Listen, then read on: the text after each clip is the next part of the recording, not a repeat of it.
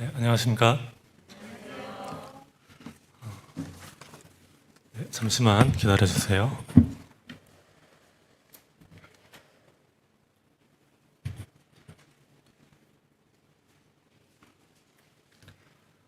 오늘 사회자 형제님께서 말씀이 기대가 되시냐 이렇게 질문하셔가지고 마음에 부담이 팍 왔다가 별로 이렇게 대답이 이렇게 작은 걸 듣고 또 한편으로 안심이 되면서도 좀 미묘하네요, 감정이. 네, 오늘 말씀이 유익이 되기를 바랍니다. 네. 제가 오늘 이렇게 날짜를 또 보니까 또 다음 주가 벌써 이제 개학이더라고요. 그래서 이제 우리 학생들 이런 이제 개강 또 개학하는데 좀 슬픈 날인데 되게 또 저 학생 때를 또 기억하면은 또 부모님들은 또 기쁜 날이지 않을까 또 생각이 되네요. 그래서, 그래서 개학에 대한 뭐 얘기를 하려는 건 아니고요.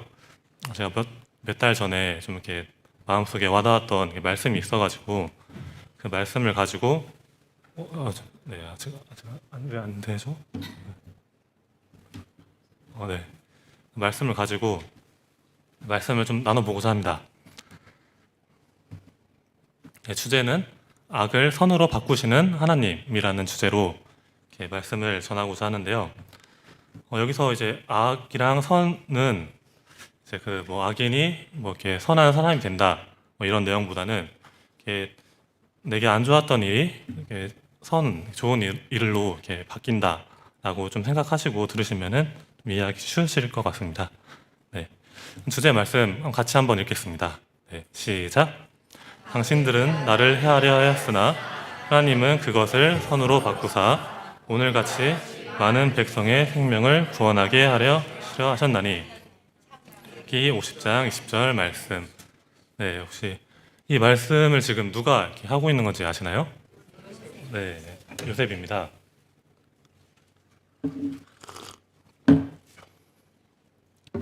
이제 이 말씀을 하게 된 좀 간단한 상황을 설명드리면은 이제 요셉 자신을 이렇게 해하려고 이렇게 팔았던 그런 형들을 다시 이제 애굽에서 그때는 자신이 이제 총리가 된 상태로 이렇게 만나게 됩니다. 그리고 나서 이제 요셉이 이제 그 바로의 꿈을 해석을 통해서 또 많은 또 생명을 이렇게 구원하게 되고 나서 이제 형들을 만나면서 이렇게 말을 하고 있습니다. 이제 자신들의 형들이 자신을 해하려 하였으나 그것을 하나님께서 이제 선으로 바꾸사 많은 백성의 생명을 구원하게 하시려 하셨다. 이런 말씀을 이렇게 요셉이 자신의 인생을 이렇게 되돌아보면서 이렇게 하고 있는 것을 볼 수 있는데요. 요셉이 당시 이렇게 왼쪽 그림처럼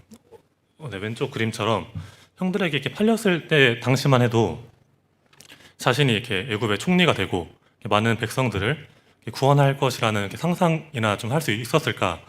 네, 저는 그렇게 아무리 그 목표가 큰 사람이라고 하더라도 그렇게 큰 꿈을 갖고 사는 것은 좀 쉽지 않을 것이라는 생각이 되는데요. 아마 요셉도 그 당시에는 그 자신이 처한 상황에 좀 더 집중된 상태로 이렇게 그러한 현실을 받아들이지 않았을까 싶습니다. 그래서 이제 본격적으로 좀 내용을 들어가기 전에 인생을 보는 좀 이제 관점에 대해서 좀 간단하게 말씀드리고 이제 본격적으로 들어가 보려고 하는데요. 관점이라고 하면은 단어 뜻은 사물이나 현상을 관찰할 때 그 사람이 보고 생각하는 태도나 방향 또는 처지라는 이렇게 뜻을 가지고 있습니다. 그러니까 어떠한 뭐 같은 상황이나 어떤 일을 보았을 때 그것을 보고 내가 생각하는 바가 어떤지를 이제 관점의 차이를 가진다 이렇게 보시면 될 것 같은데요. 이렇게 같은 숫자인 뭐 6을 보고도 이쪽에서 보는 사람은 6으로 볼 수도 있고 또 반대로 오른쪽에서 보는 사람은 9로 볼 수도 있겠죠. 이렇게 같은 일을 본다고 하더라도 이것을 긍정적으로 보느냐 또는 부정적으로 보느냐의 그러한 해석이 좀 달라질 수가 있습니다. 그렇다면은 관점의 차이가 생기는 이유는 무엇일까? 이것도 좀 간단하게 좀 말씀드리겠습니다. 좀 찾아보니까 이제 개인의 경험과 배경, 사람마다 살아온 성장 과정이 다르고 또 교육 수준, 또 그런 경험한 것들이 다 다르기 때문에 같은 사건을 바라보더라도 그에 대한 시각이 다 다를 수 있습니다. 또 가치관과 신념 차이, 대표적인 예시로는 우리 그리스도인들과 또 믿지 않는 사람들이 있겠죠. 예를 들어서 뭐 일요일날 교회에 나가는 거에 대해서 우리 그리스도인들은 당연하게 생각하나 이제 믿지 않는 사람들은 차라리 그 일할 시간에 다른 돈 버는 일을 하는 게 어떻겠냐 이렇게 또 생각을 할 수 있을 겁니다. 또 문화의 차이는 이제 예로 이런 게 있더라고요. 뭐 동양에서는 집단주의나 이지만은 서양에서는 약간 개인주의다. 그런 거에 따라서 또 관점이 달라질 수 있을 거고요. 또 정부의 차이도 이제 있을 것 같은데요. 제가 좀 여기 오늘 말씀을 통해서 좀 주로 보고자 하는 이제 것은 사건을 보는 시간적 감각의 차이를 좀 말씀드리려고 합니다. 그래서 들었을 때 이게 무슨 말을 하려고 하는 건지 조금 의아해하실 수 있는데요. 제가 말씀드리고 싶은 거는 그게 이제 그 사건을 볼 때 좀 단기적이냐, 좀 장기적이냐를 좀 말씀드리고 싶습니다. 그래서 오늘 앞으로 계속 나오게 될 요셉 말씀을 보시면서 이 말씀을 그 현재 그 사건에만 집중해서 볼 것인지 아니면은 좀 더 길게 미래를 보고 내다보고 볼 것인지 한번 보시고 말씀을 들으시면 좋을 것 같은데요. 그러니까 어떠한 시간이라는 이렇게 연장선이 있으면은 단기는 한 점, 장기는 이렇게 한 선으로 보시면 이해하시면 좋을 것 같습니다. 잠시만요.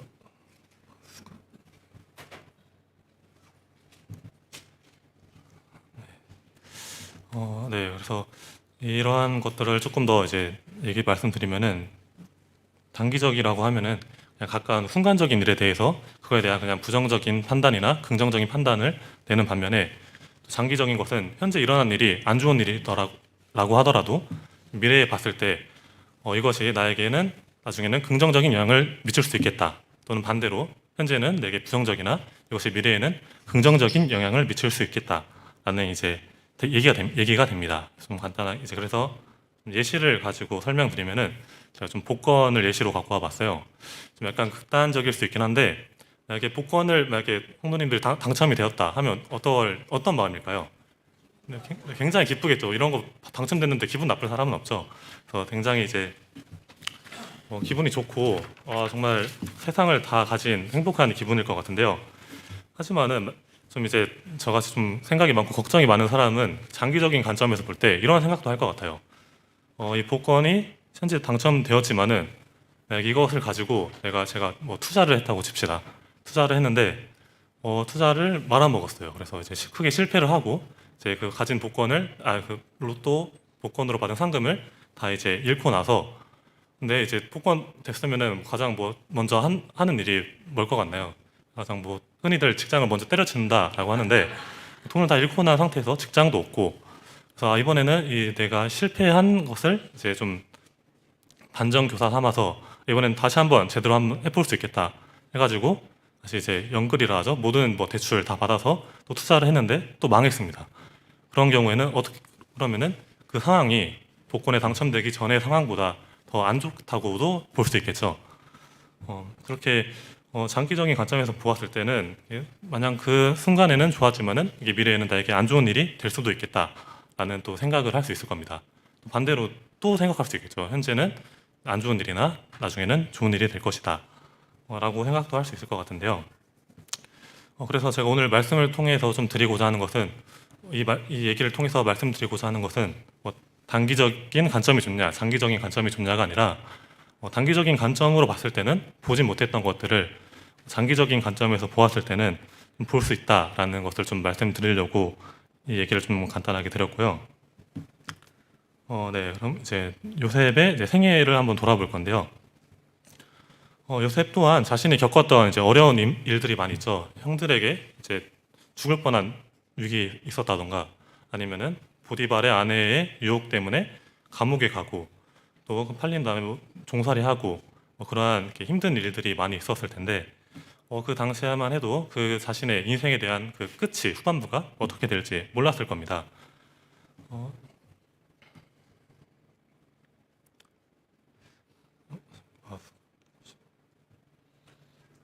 어, 네, 하지만은 이제 저희는 이제 요셉의 이제 삶을 통해서 어떠한 사람과 이제 하나님께서 함께 하시는지 그분의 계획을 성취하시는지를 요셉의 삶에 대한 말씀을 보면서 이제 한번 살펴보도록 하겠습니다. 먼저 첫 번째로 말씀드릴 내용은 형들에게 미움을 받은 요셉입니다. 창세기 37장부터 2절 4절 말씀인데요.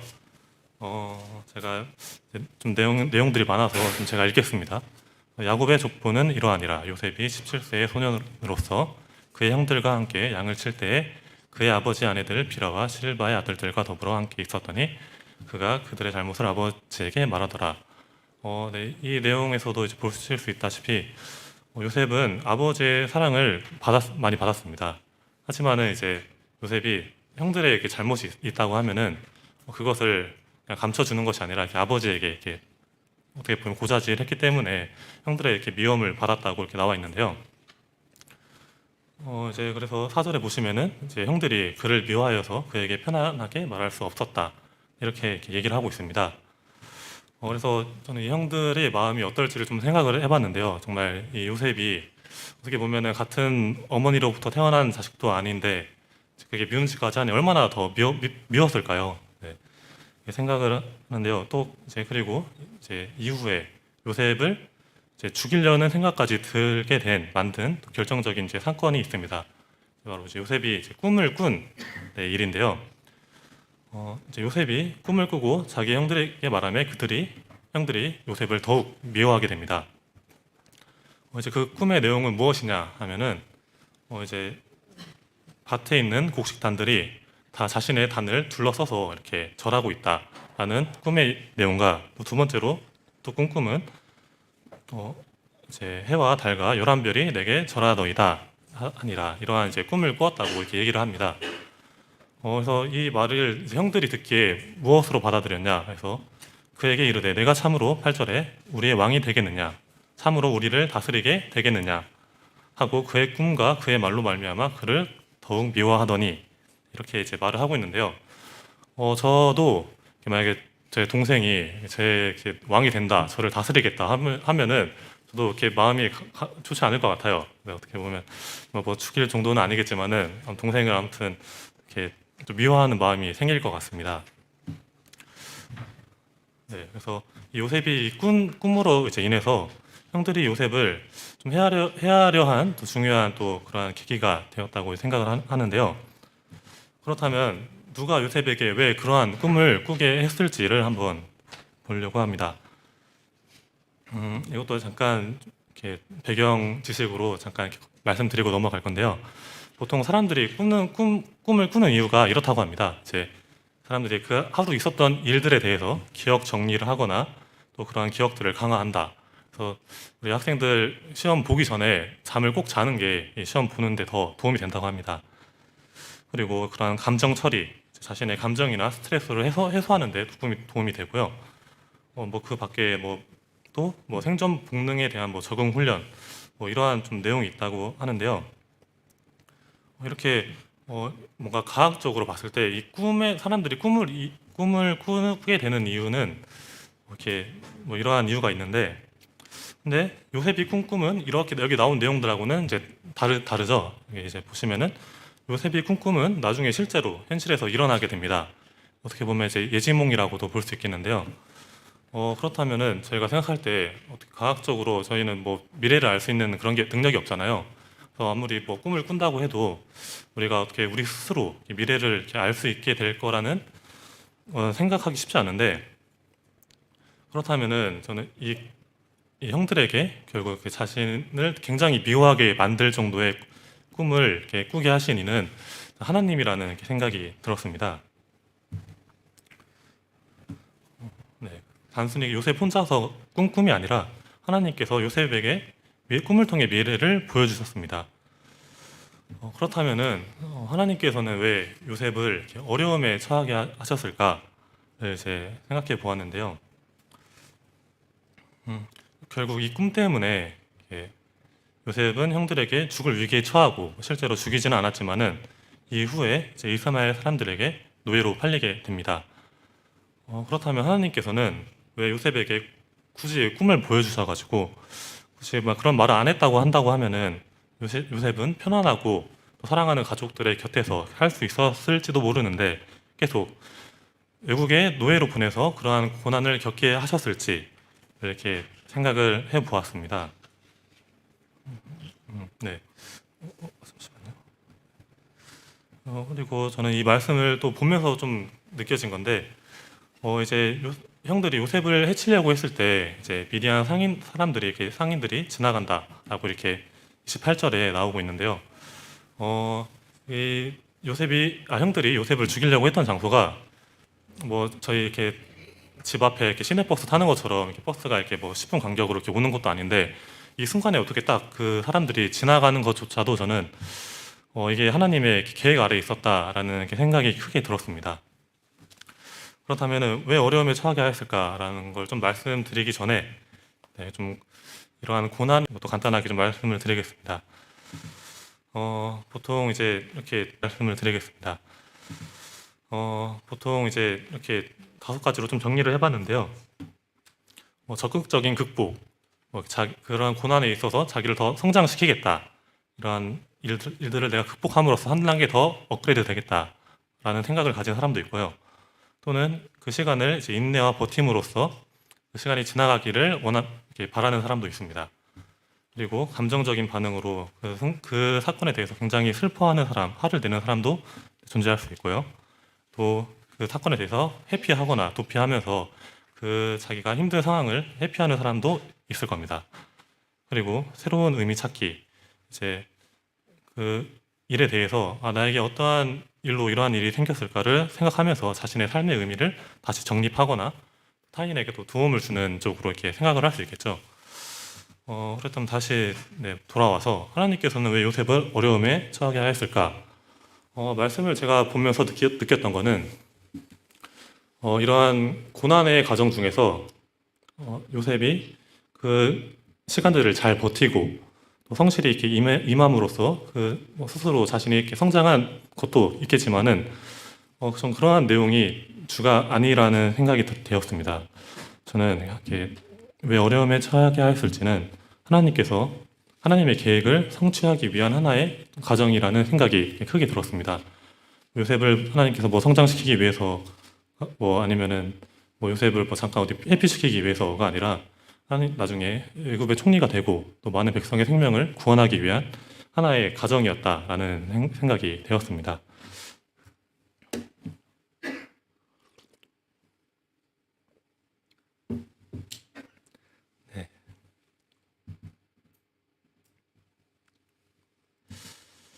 다음 내용으로 가겠습니다. 그다음에 이제 고난이 이제 시작되게 되는데요. 그렇게 이제 이스마엘 사람들로부터 팔려서 애굽 사람인 보디발에게 이제 노예로 팔리게 됩니다. 애굽 사람 보디발이 그를 그리로 데려간 이스마엘 사람의 손에서 요셉을 산이라. 하지만 요셉은 그 타지의 땅에서 또 하나님께서는 요셉과 함께 하셨습니다. 노예의 삶이라는 고난 가운데서도 형통한 삶을 살 수 있었는데요. 이 또한 하나님의 또 계획하신 아래 또 요셉이 있다는 생각이 또 되었습니다. 여호와께서 요셉과 함께 하심으로 그가 형통한 자가 되어 그의 주인 애굽 사람의 집에 있으니 이제 하나님께서 그의 범사에 형통하게 하심을 보았더라.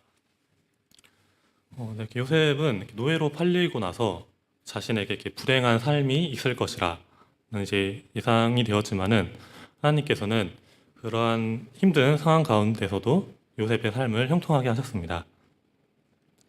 이렇게 어떻게 보면은 노예지만은 그 가운데서도 잘 살 수 있었다라는 이렇게 이야기로 끝난다면은 해피 엔딩일까요? 그래서 이렇게 끝나도 요셉은 이렇게 만족했을 것 같기도 합니다만 이렇게 끝나지가 않습니다. 이제 앞으로의 인생을 좀 결정짓게 되는 위기의 순간이 찾아오게 되는데요. 바로 보디발 아내의 유혹입니다. 39장 이제 5절, 6절 말씀해 보시면은 이제 그 아내가 요셉을 보기에 그의 용모가 빼어나고 아름다웠더라. 그 후에 그의 주인의 아내가 요셉에게 눈짓하다가 동침하기를 처하니 이렇게 보디발의 아내는 요셉을 이렇게 간음하기를 이제 유혹을 하게 되는데요.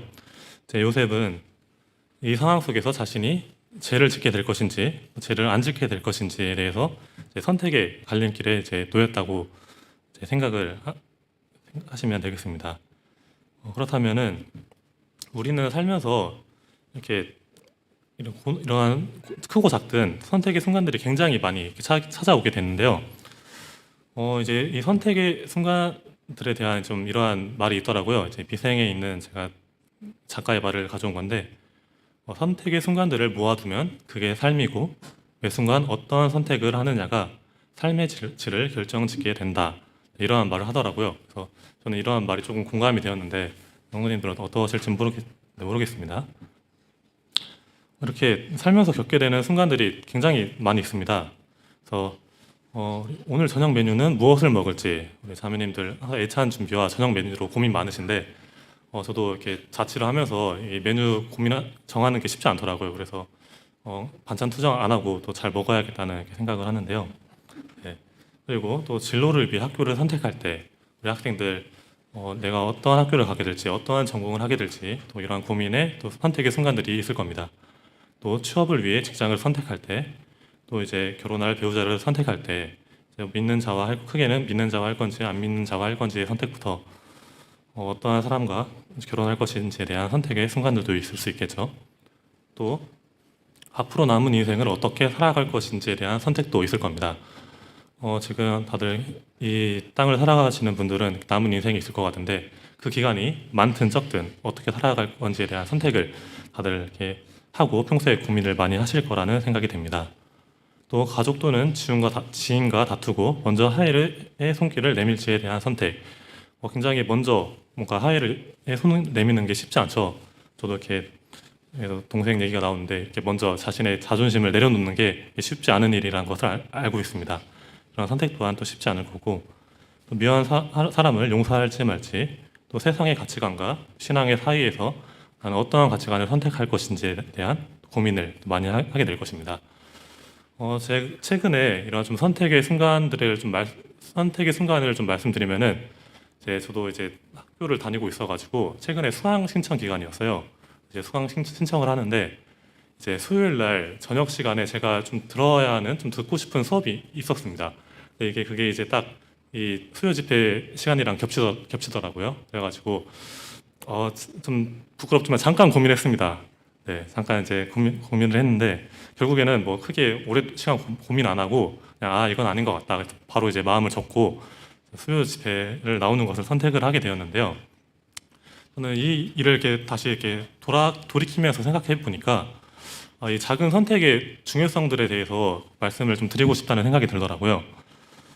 제가 만약에 그러한 그 수업을 들을 것이냐 말 것이냐에 대한 선택을 하기 전에 지금 제가 이렇게 수요 집회 이렇게 또 말씀 또 사역을 이제 좀 어떻게 보면 훈련의 과정으로 이렇게 맡아서 하고 있는데 이러한 처음에 요청이 있었을 때 이것을 제가 선택의 길에서 거절했다고 한다고 하면은 또 수요 집회 또 사회도 이렇게 맡고 있는데 그 사회도 거절했다고 한다고 하면은 제가 이러한 선택의 시간에서 어떠한 선택을 했을지가 보이더라고요.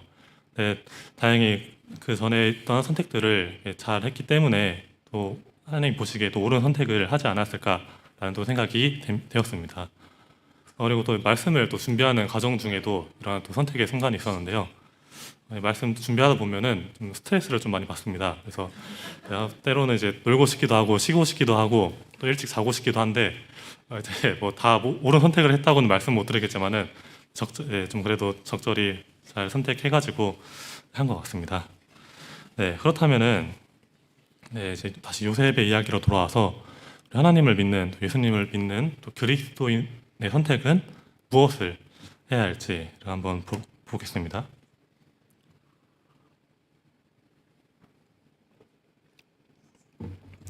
네, 이렇게 보디발의 아내의 간음을 지켜야 하는 제 유혹으로부터 어떤 선택을 할지 요셉은 어떤 선택을 하였는지 한번 보겠습니다.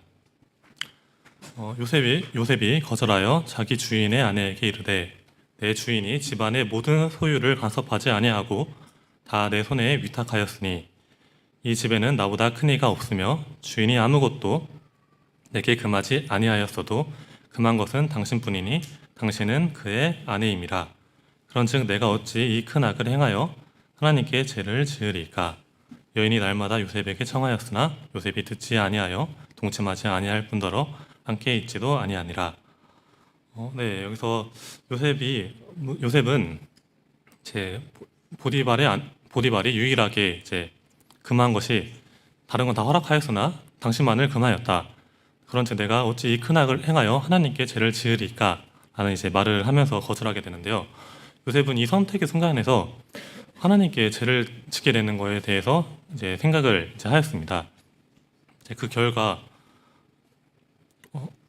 이제 요셉은 이제 보디발 아내의 유혹을 거절하게 되었는데요. 여기서 이제 요셉의 선택에 대한 첫 번째 이제 결과로 이제 감옥에 갇히게 됩니다.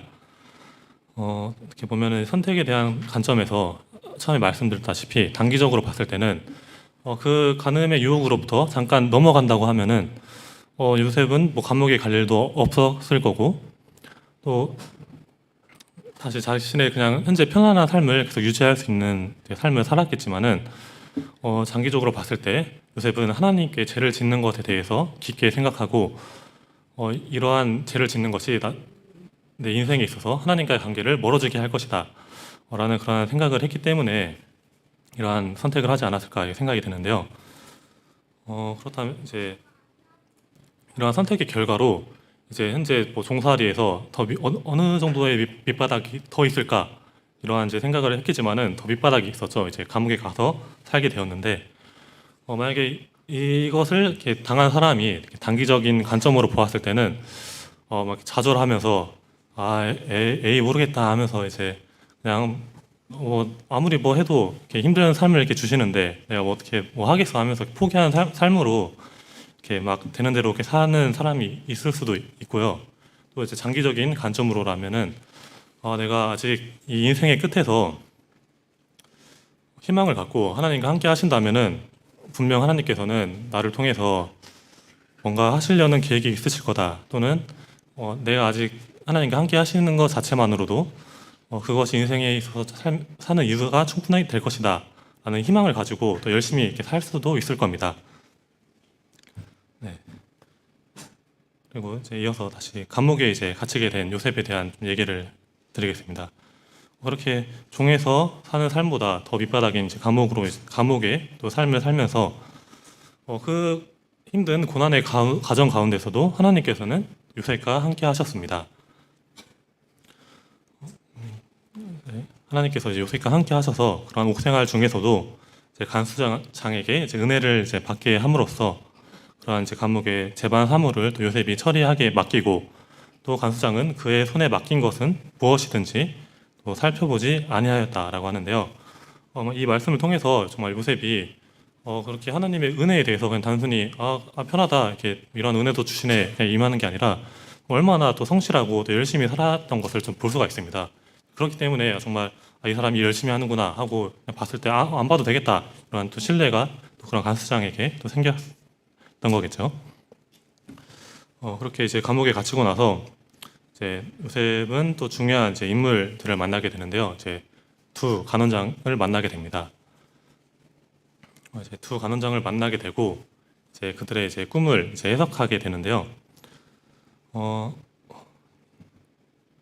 네, 술 맡은 간원장은 이제 가지에서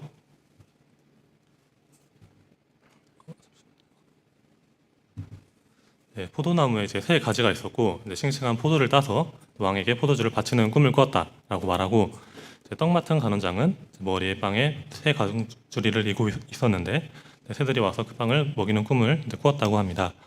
이 꿈에 대한 해석을 이제 요셉이 해주고 나서 이제 3일 후에 실제로 이제 그 해석해주고 나서 이제 술 맡은 간원장은 3일 후에 복귀될 것이다. 그리고 이 떡 맡은 자는 이제 죽임을 당하게 될 것이다라고 하는데 실제로 이러한 꿈의 해석의 능력도 하나님께서 주심으로써 실제로 이제 해석한 대로 술 맡은 간원장은 다시 복직하게 되고 떡 맡은 자는 이렇게 매달려 죽게 되는 결과를 이렇게 맞이하게 됩니다. 그래서 이제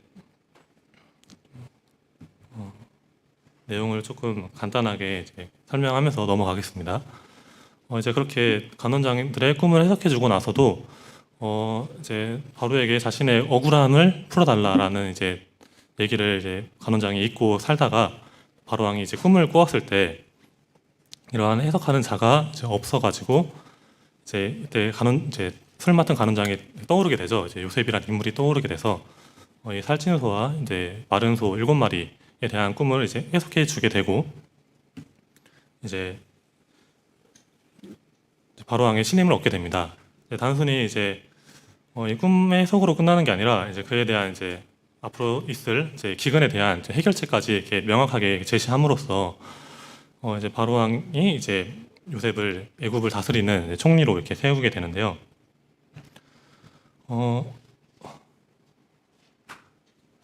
네. 저는 그래서 이 선택의 결과 이제 두 번째로 처음에 이제 보디바 아내의 유혹을 거절했기 때문에 이렇게 간원장들을 또 만날 수 있게 되었고 또 그로 인해 또 나중에 바로 왕의 꿈을 해석하는 또 기회까지 얻을 수 있었다라고 이렇게 생각을 하게 되는데요.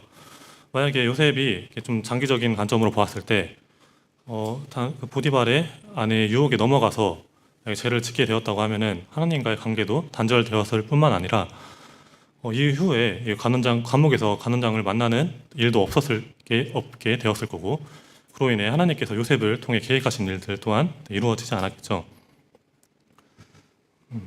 네, 그렇게 요셉은 잠깐의 편안함보다 당장은 힘들더라도 하나님께서 함께 하시는 삶을 살게 되었습니다. 그리고 아까 처음에 이제 주제 말씀으로 드렸던 내용으로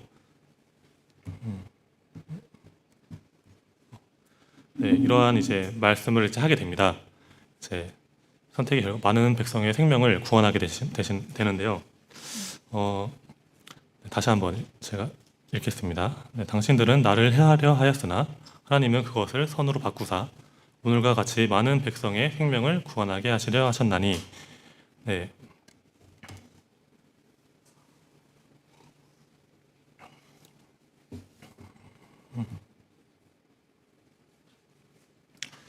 요셉은 이렇게 자신이 이렇게 살면서 그러한 이제 선택들로 인해서 자신을 헤아려 했던 위기의 순간들, 자신이 겪었던 어려운 일들, 또 그러한 일들을 하나님께서 다 선으로 바꾸시고 또 결국에는 많은 백성들의 생명을 구원하려 하셨다는 깨달음을 얻게 됩니다. 그리고 그것을 이제 자신의 형제들, 다른 사람들에게 자신 있게 선포할 수 있게 되는 말하는 순간을 또 얻게 됩니다. 이렇게 요셉의 삶을 통해서 하나님께서 기뻐하시는 선택을 하는 것이 또 얼마나 중요한지를 이렇게 알 수 있었는데요. 그렇다면은 성도님들의 인생에서 가장 중요한 선택의 순간은 어떻게 언제였을까요?